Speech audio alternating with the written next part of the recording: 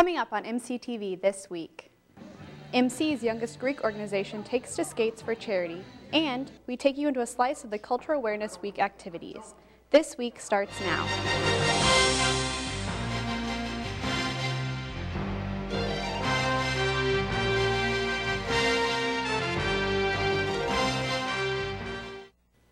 Welcome to MCTV This Week. For Camera and Lion, I'm Bronwyn File.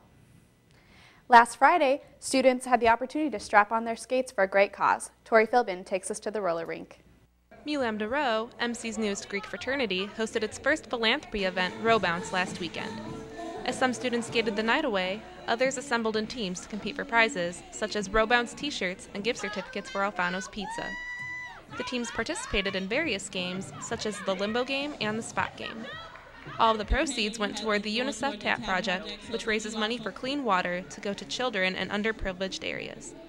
Asia Summerlin, who is the philanthropy chair of Mu Lambda Rho, explains why UNICEF is an important organization.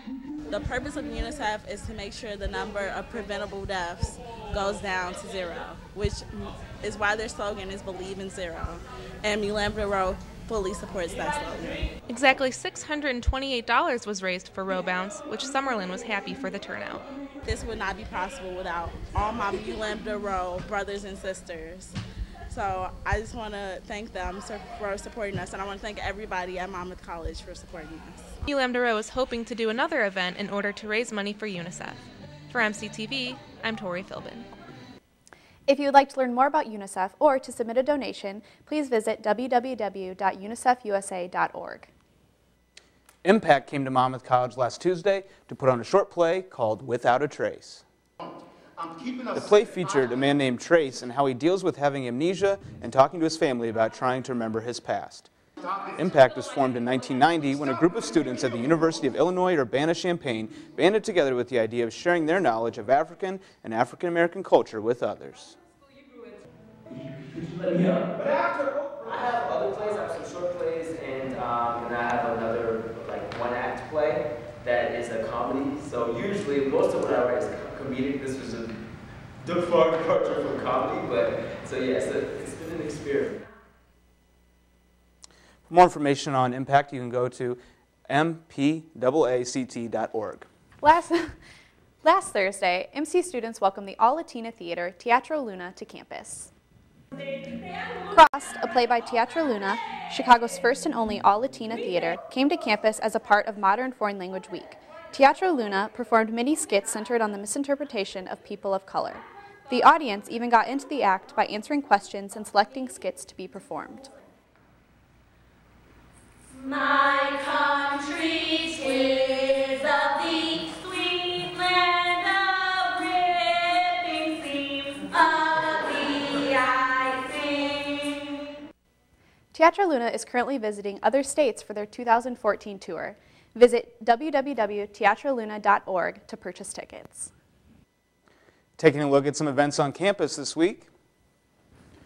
Tonight at 6, the Wellness Center six-pack alcohol education series continues. Enlighten yourself what to look for if you crack a few cold ones tonight at 6 in the Huff Room 1010. We'll have some midweek stress tonight at ASAP After Hours starting at 9 p.m. in Scotland Yard. And historian Dr. Douglas Wilson will be stopping by MC to deliver his lecture on Abraham Lincoln's passion and frustration with the works of Shakespeare. Dr. Wilson's talk will be at 7 p.m. Thursday in the Greer Underground. Coming up in sports, we'll take a look at the before and after effects that Title IX has on collegiate athletics.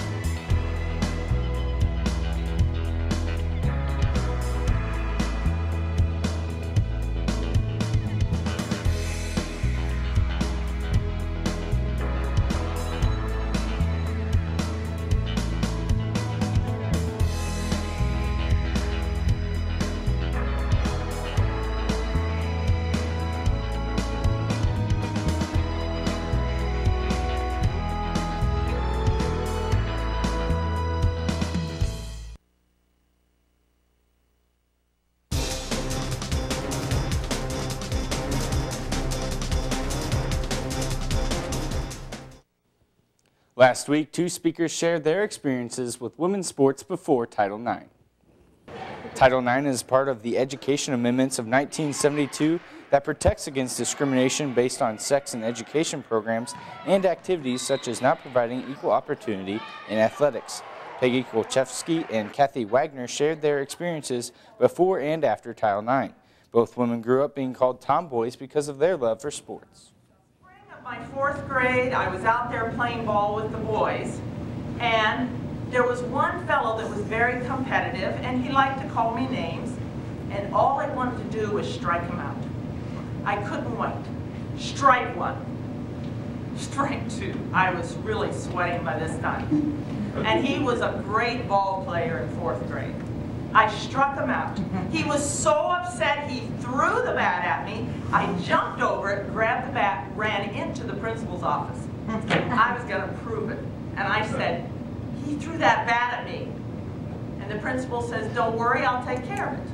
And the next morning, the principal called me in and said, you will play on this area of the playground the rest of the school year. Do you think the ball diamond was in that area? No. I could play over there, I could have a jump rope, I could do hopscotch, and that was it. That's it for sports. Here are your scores for this week.